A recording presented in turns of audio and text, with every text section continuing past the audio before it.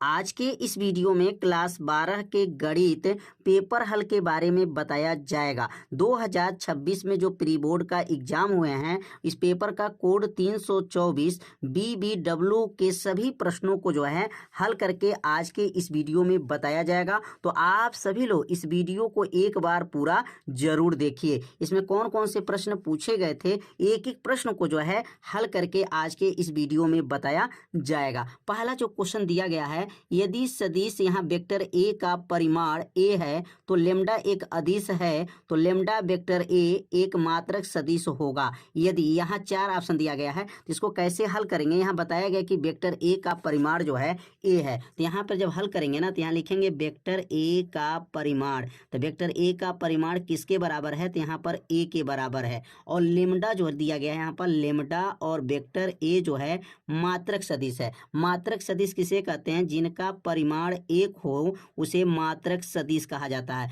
तो lambda vector A का जो मापांक जो है ए के बराबर है। इसमें दो पद है, लेम्डा भी है और वेक्टर ए भी है। तो इसको चाहे तो इसको ऐसे लिख सकते हैं, लेम्डा का माड लिख सकते हैं और यहाँ पर वेक्टर ए का जो है माड लिख सकते हैं, बराबर 1 हो जाएगा। अब यहाँ लिखेंगे लेम्डा का माड, लिखेंगे लेम्डा का माड और यहाँ पर जो है लेम्डा का माड के बाद से देखेंगे वेक्टर ए का माड जो है दिया हुआ है। तो वेक्टर ए का माड कितना है, ए है, तो इसके जगह पर ए रख देंगे, बराबर हो जाएगा, यहाँ पर 1 हो जाएगा। अब यहाँ पर जो है लेम्डा को रोक लेंगे तो यहाँ पर ए जो है नीचे चला जाएगा, तो लेम्डा और यहाँ पर माड जो लगा हुआ है तो माड लगा सकते हैं, माड बराबर हो जाएगा यहाँ पर 1 बटा जो है ए हो जाएगा। और माड लेम्डा का मान क्या होगा, तो माड लेम्डा का मान जो है लेम्डा ही रहेगा, क्योंकि वह अदिश राशि है। तो अदिश संख्या जो रहेगा, अगर ये धनात्मक है तो धनात्मक रहेगा, ऋणात्मक है तो जो है धनात्मक हो जाते हैं, क्योंकि यह माड में है। बराबर क्या हो जाएगा, 1 बटा ए हो जाएगा। तो लेम्डा बराबर 1 बटा ए जो है ऑप्शन इसमें सही हो जाएगा। एक बार और समझ लेते हैं, माड ए का मान जो है ए दिया गया है, ठीक ना, तो माड ए का मान है। और यह जो प्रश्न में बताया गया है कि यह मात्रक सदिश है, क्या है, मात्रक सदिश है, इसलिए लेम्डा ए लिख देंगे। यहाँ पर जो है यहाँ पर वेक्टर ए का मापांक हो जाएगा, क्योंकि इसमें दो पद है, इसका मान ए दिया गया, प्रश्न में दिया गया, इसको समीकरण 1 मान सकते हैं, ठीक ना। अब यहाँ पे इसको ए को नीचे भेज सकते हैं, क्योंकि यह गुणा है तो यह भाग बन जाएगा। और यह अदिश राशि है, अदिश का मतलब यहाँ अगर ये धनात्मक संख्या हो, ये ऋणात्मक संख्या हो, तो अगर इसका माड हटाएंगे तो आपको क्या रहेगा, मतलब ये माड हटाएंगे तो आपको ये धनात्मक ही संख्या लिखा जाता है।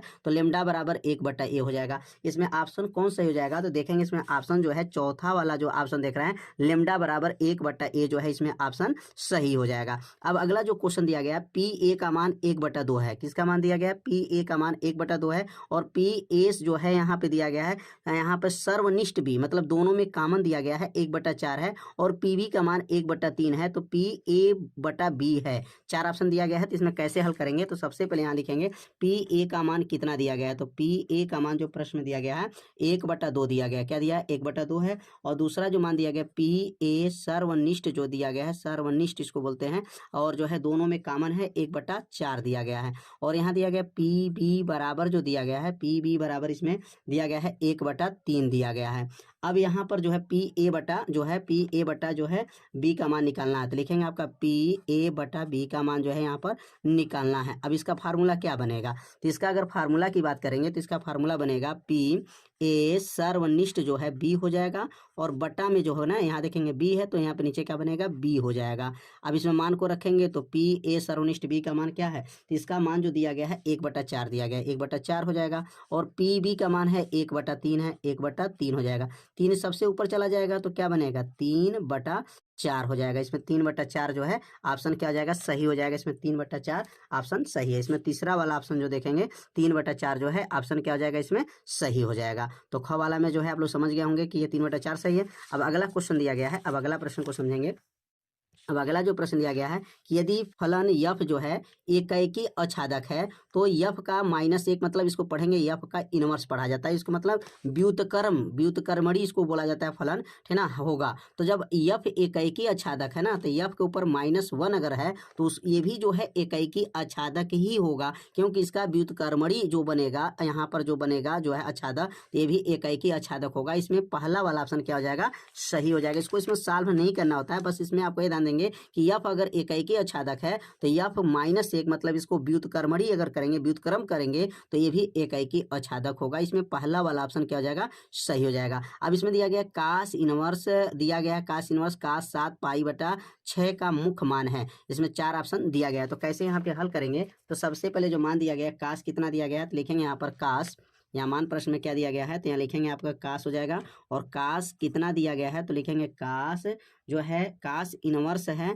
और यहाँ लिखा गया कास जो दिया है 7 पाई/, क्या है यहाँ पर 6 दिया गया है। अब इसको हल करेंगे तो कैसे इसको हल किया जाएगा, तो यहाँ पे लिखेंगे, अब क्या लिखेंगे यहाँ पर कास इनवर्स हो जाएगा, और यहाँ पे लिखेंगे कास लिख लेंगे, और यहाँ पे लिखेंगे 2 पाई में से किसको घटा दें, 2 पाई में से कितना घटा देंगे कि जो है 7 पाई/6 हो जाएगा। तो यहाँ पर 5 पाई/ जो है 5 पाई/6 घटा करके चेक कर लीजिए क्या बराबर आ रहा है, 6 दूनी 12, 12 पाई में से अगर 5 पाई घटाएंगे तो 7 पाई/6। यह मान और यह मान आपस में क्या है, बराबर हैं। कास का यहाँ धनात्मक मान निकालना है, तो कास इसको 360 पढ़ेंगे, कास 360 माइनस थीटा क्या बनता है, तो लिखेंगे आपका यहाँ हो जाएगा आपका कास इनवर्स हो जाएगा, और ये बनेगा कास 360 माइनस थीटा, और ये बनेगा कास थीटा हो जाएगा। कास थीटा का मतलब कास 5 पाई/6 हो जाएगा। कास से कास को हटा देंगे तो क्या बचेगा यहाँ पर 5 पाई/6 हो जाएगा। 5 पाई/6 इसमें 5 जो है 5 पाई जो है और बटा 6 हो जाएगा। यहाँ पे थोड़ा ध्यान देंगे क्योंकि इसमें 6 का गुणा 2 में करेंगे तो 6 दूनी 12 पाई, 12 पाई में से 5 पाई घटाएंगे तो क्या बनेगा 7 पाई/6। तो यह मान और यह मान हमेशा क्या है यहाँ पर बराबर है। अब यहाँ पे सूत्र बनेगा कास 360, क्योंकि पाई का मान 180, 180 में 2 को गुणा करेंगे तो 360 होगा। कास 360 माइनस थीटा, कास थीटा होता है, कास से कास हटा दीजिए 5 पाई/6 हो जाएगा। इसमें ऑप्शन देखेंगे कौन सही हो जाएगा, ऑप्शन जो है देखेंगे 5 पाई/6 जो है, इसमें दूसरा वाला ऑप्शन क्या है, सही है, इसमें दूसरा सही हो जाएगा। अब अगला जो क्वेश्चन दिया गया है, यदि एक आव्यूह ए सममित तथा विषम सममित दोनों ही है तो सममित और विषम सममित आव्यूह जब दोनों होते हैं ना, तो दोनों अगर दोनों को जब मिलाया जाता है ना, तो ये क्या हो जाता है, एक प्लस होता है एक माइनस में होता है। दोनों जब मिलेगा तो शून्य आव्यूह हो जाएगा, क्योंकि दोनों का जोड़ जब करेंगे ना, सममित और विषम सममित का योग क्या हो जाएगा, तब यहाँ पर एक शून्य आव्यूह हो जाएगा। इसमें ए वाला ऑप्शन क्या हो जाएगा, सही हो जाएगा, क्योंकि एक सममित जब रहेगा और उसका विषम सममित करेंगे तो वो माइनस में आ जाता है, तो प्लस और माइनस जब मिलेगा तो वो शून्य आव्यूह हो जाएगा। इसमें दूसरा वाला ऑप्शन जो है सही हो जाएगा, ठीक है।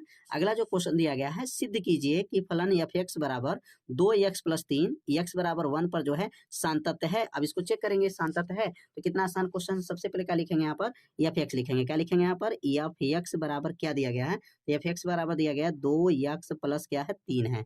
अब इसमें x बराबर क्या रखना है, x बराबर जो है इसमें 1 रख दीजिए। x पर 1 रखने पर लिखेंगे यहाँ पर x बराबर 1 रखने पर, अब x के जगह जब 1 रखेंगे तो क्या बनेगा यहाँ पर 2 गुणे 1 हो जाएगा प्लस 3 हो जाएगा।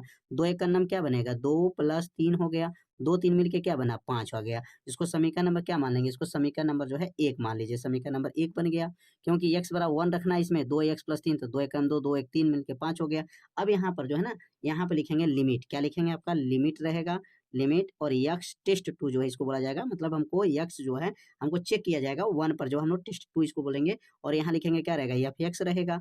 अब इसमें मान को रखेंगे, ठीक ना, यहाँ पे मान रखेंगे तो क्या बनेगा, लिमिट हो जाएगा, लिमिट x टेस्ट 2 जो है 1, और f(x) का मान क्या प्रश्न में दिया गया था, 2x + 3 है, तो यहाँ पे रखेंगे 2x + 3 हो जाएगा। अब x का मान 1 यहाँ पर भी भर दीजिए। अब लिमिट को जब हटाएंगे ना तो x के जगह पर जो है 1 यहाँ पर भी भर देंगे, तो क्या बनेगा यहाँ पर 2 गुणे 1 + 3 हो गया, 2 1 2 + 3 हो गया, बराबर क्या बनेगा 5 आ गया। तो यहाँ पर भी 5 आ गया, तो इसमें क्या लिखेंगे, अतः संतत है। क्या लिखेंगे यहाँ पर, अतः क्या लिखेंगे, अतः x बराबर 1 पर क्या है, संतत है। x बराबर 1 पर क्या है, सतत लिख सकते हैं या संतत जो है लिख सकते हैं। यहाँ लिखा जाएगा x/1 पर जो है सांतत्य, सांतत्य है।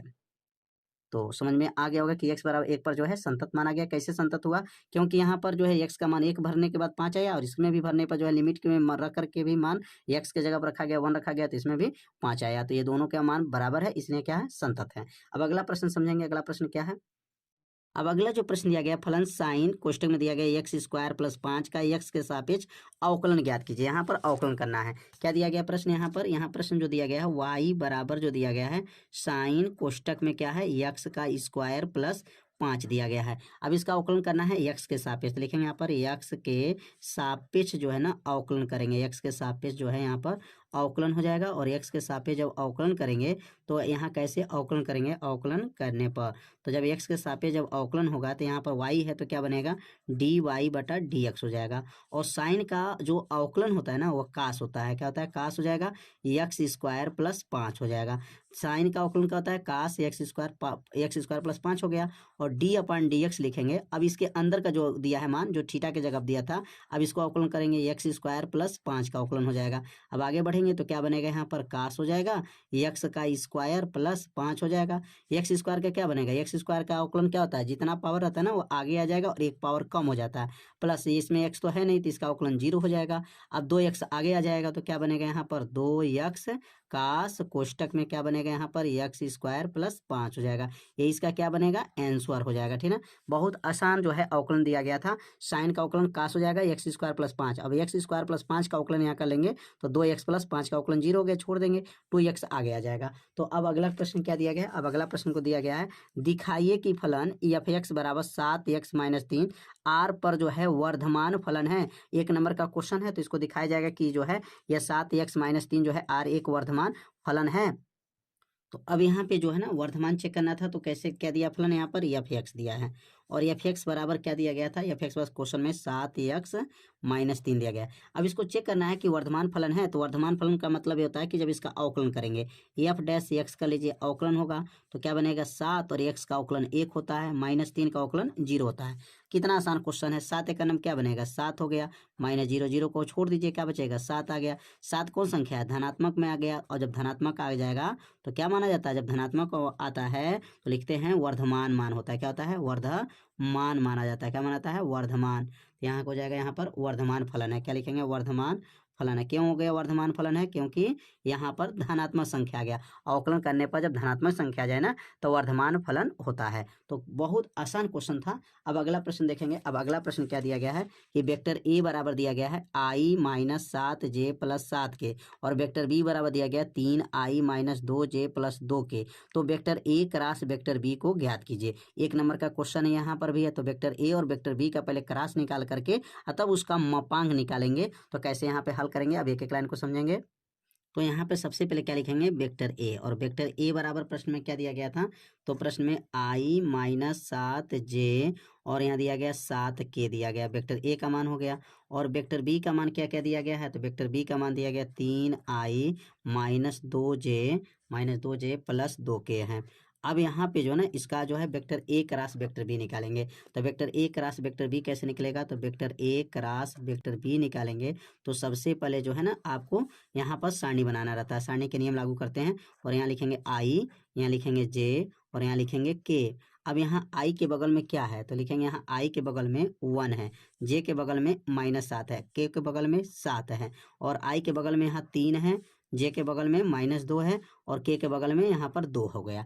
अब यहाँ पे इसको प्रसार किया जाएगा। प्रसार मतलब जो है सारणी विधि या आव्यूह विधि में हम लोग जो पढ़े हैं वही नियम यहाँ लागू करेंगे। आई और आई वाला लाइन को यहाँ से नीचे काटिए और ऊपर काट दीजिए, क्या बचेगा -7 -2 7 2 हो जाएगा। और यहाँ पर जब 2 जे वाले लेते हैं ना तो यहाँ पर माइनस हो जाता है, हर दूसरा इसका माइनस होता है, याद रखिएगा हर दूसरा माइनस हो। इसको नीचे काटेंगे ये ऊपर से खत्म हो गया, क्या बचेगा यहाँ 1 बचेगा, 3 बचेगा, 7 बचेगा, 2 बचेगा, प्लस हो जाएगा। और यहाँ का लिखेंगे यहाँ पर के, और के अब लाइनों को नीचे काटिए और ऊपर काट दीजिए, ठीक ना। यहाँ के पर यहाँ पर कलम से नीचे ऊपर क्या बचेगा, अब 1 बचेगा, 3 बचेगा, और यहाँ पर -7 बचेगा और -2 बचेगा। अब इसको हल कर लीजिए। अब इसको हल करेंगे तो क्या आएगा, यहाँ पर बराबर हो गया आई हो जाएगा 7 दूनी 14 + 14 हो गया, और 7 दूनी 14 यहाँ 14 हो जाएगा, और माइनस माइनस मिल करके अब देखेंगे 2 में 7 का गुणा करेंगे ना तो ये -14 हो जाएगा। 7 दूनी 14 तो माइनस और माइनस मिलकर प्लस हो जाता है, बीच में माइनस होता है, याद रखेंगे -j हो गया, 2 एक 2 हो जाएगा, 7 त्रिकी 21 हो जाएगा। और आगे बढ़ेंगे यहाँ पर प्लस के हो जाएगा, आगे -2 में गुणा करेंगे -2 हो गया, 7 त्रिक 21 + 21 हो जाएगा। आगे बढ़ेंगे अब क्या हो जाएगा 14 में से यहाँ 14 निकल जाएगा तो क्या बनेगा 0i हो जाएगा, ठीक ना। और 2 में से 21 घटेगा तो -19, और आगे माइनस लगा है इसलिए क्या बनेगा +19 हो जाएगा, 19j हो जाएगा। और 21 में से 2 निकल जाएगा तो 19 जो है 19 के हो जाएगा। तो यह किसका मान निकल गया? तो यह निकला है vector A cross vector B का मान निकल गया। इसमें जो नियम लागू किया गया ना, इसमें आव्यूह का नियम या सारणी का नियम इसमें कहा जा सकता है। आव्यूह का नियम भी कह सकते हैं या सारणी का नियम भी कह सकते हैं। अब इसका मापांक निकालना है, तो मापांक जब निकालेंगे ना, तो कैसे मापांक निकलेगा? तो यहाँ पे जब लिखेंगे तो vector A cross vector B का जो है मापांक निकालेंगे। तो मापांक कैसे निकलता है? Under root. अब यहाँ 0 हो जाएगा, 0 का वर्ग हो जाएगा, प्लस 19 का वर्ग हो जाएगा, प्लस यहाँ पर 19 का वर्ग हो जाएगा। तो 19 का वर्ग हो जाएगा तो अब क्या हो जाएगा? अंडर रूट हो गया। 0 का वर्ग 0 छोड़ दिया जाएगा। 19 का वर्ग 1 हो, 19 का वर्ग 1 हो, तो इसको जोड़ लेंगे, 2 गुणे 19 का वर्ग हो जाएगा। दोनों का जोड़ दिया गया, एक यहाँ है एक यहाँ है, वर्ग से करनी हट जाएगा, तो वर्ग से 19 का केवल करनी हटेगा, तो 19 बाहर आ गया, करनी में 2 हो गया, तो 19 करनी में 2 जो है इसका आंसर हो जाएगा। तो समझ में आ गया और कैसे इसको हल किया गया। तो अब सीखेंगे अगला जो प्रश्न है, अगला प्रश्न में देखेंगे। अब यहाँ पे दूसरा वाला क्वेश्चन में जो है क्या प्रश्न है? वाई अक्ष है और जेड अक्ष के दिक को ज्याएं ज्ञात कीजिए। यहाँ दिक को ज्याएं को हमको ज्ञात करना है। तो कैसे ज्ञात करेंगे? अब जब वाई अक्ष के लिए जब हल करेंगे ना, तो यहाँ लिखेंगे वाई अक्ष के लिए। अब वाई अक्ष के लिए जब यहाँ पर दिक को ज्याएं कैसे निकालेंगे? तो वाई अक्ष के लिए जब वाई अक्ष के लिए जब हल करेंगे ना, तो यहाँ पर जो कोण लेंगे ना, वाई अक्ष के लिए जो कोण होगा, तो पहला जो होता है अल्फा। तो अल्फा बराबर जो ना, अल्फा बराबर जो यहाँ लेंगे 90 अंश लिया जाता है। क्या लेते हैं? 90 अंश लेते हैं। और बीटा बराबर जो है ना 0 अंश लेते हैं। और गामा बराबर जो है ना, गामा बराबर अल्फा बीटा गामा, गामा बराबर 90 अंश लेते हैं। तो वाई एच के लिए बात कर रहे हैं। तो अगर यहाँ पर यल बराबर सूत्र क्या होता है? तो यल बराबर पढ़े होंगे कास अल्फा होता है, कास अल्फा। और यहाँ का लिखेंगे कास हो जाएगा, और अल्फा का मान जो है कास 90 हो जाएगा। और कास 90 का मान क्या होता है? तो कास 90 का मान 0 होता है। यहाँ वाई एच के लिए केवल वाई का मान चाहिए। देखिए एक्स का मान 0 आ गया, ठीक ना, यल हो गया। अब यल के बाद से यम होता है। यम बराबर क्या लिखेंगे यहाँ पर? कास बीटा होता है। और कास बीटा, बीटा का मान यहाँ कितना दिया है? 0 माना गया है। तो लिखेंगे आपका कास यहाँ पर बीटा, और कास बीटा का मान, कास बीटा का मान जब 0 रख देंगे यहाँ पर, तो कास 0 का मान क्या होता है? 1 होता है। और यल यम यन, यन बराबर क्या हो जाएगा? यहाँ पर कास जो है यहाँ गामा होता है, और ये लिखेंगे यहाँ पर कास गामा का मान जो है 90 है। तो कास 90 अंश का मान क्या होता है? 0 होता है। तो यहाँ पे किसका मान है? देखिए वाई एच का मान क्या आ गया? 1 आ गया। तो ये वाई एच के लिए दिक को ज्याएं जो है, दिक को ज्याएं का मान क्या आएगा? 0 1 0, वाई एच के लिए बन गया। अब इसी प्रकार जेड एच के लिए जब बनाएंगे ना, तो जेड एच के लिए लिखेंगे यहाँ पर जेड अक्ष के लिए। अब जेड अक्ष के लिए जब हल करेंगे, तो इसमें क्या लिखेंगे यहाँ पर? जेड अक्ष के लिए। तो यहाँ पर जेड अक्ष के लिए मतलब जेड का मान यहाँ पर 1 आना चाहिए। तो अल्फा का मान क्या रहेगा इसमें? अल्फा का मान भी 90 रहेगा। बीटा का मान भी क्या रहेगा? 90 रहेगा। और यहाँ पर जो गामा का मान रहेगा इसमें 0 रहता है। क्या होता है? 0 रहेगा। अब इसमें मान रखेंगे तो क्या बनता है? सूत्र क्या पढ़े हैं? यल बराबर जो ऊपर लगाए हैं कास अल्फा। तो कास अल्फा है, और कास अल्फा का मान यहाँ रखेंगे, कास 90 अंश रखेंगे, और कास 90 अंश का मान 0 होता है। यल के बाद से होगा यम हो जाएगा। यम बराबर क्या बनेगा? कास बीटा होगा, और यहाँ मान रखेंगे यहाँ पर कास बीटा का मान भी 90 रखेंगे, तो बीटा का मान भी 0 हो जाएगा। यल यम यन, यन बराबर क्या लिखेंगे यहाँ पर? कास गामा हो जाएगा, और यहाँ लिखेंगे कास उतर जाएगा, गामा का मान 0 रखेंगे, और कास 0 का मान क्या होता है? 1 हो जाएगा। तो जेड यहाँ जेड एच के लिए 1 आ गया, और यहाँ वाई एच के लिए 1 आ गया। तो यहाँ पर दिक को ज्याएं जब निकाला गया, तो क्या कर लिएगा? अल्फा का मान, बीटा का मान, गामा का मान क्या लेंगे? तो यह निकला है वाई एच के लिए, और यह निकला है एक्स एच के लिए। तो समझ में आ गया होगा कि कैसे इसको हल किया गया है। तो अब अगला प्रश्न समझेंगे। अगला प्रश्न इसमें क्या दिया गया था? इसमें अगला प्रश्न जो है, अब इसमें दूसरा का जो है सभी प्रश्न को जो है हल कर दिया गया है। इसमें दूसरा क्वेश्चन जो है पूरा जो है समाप्त हो गया।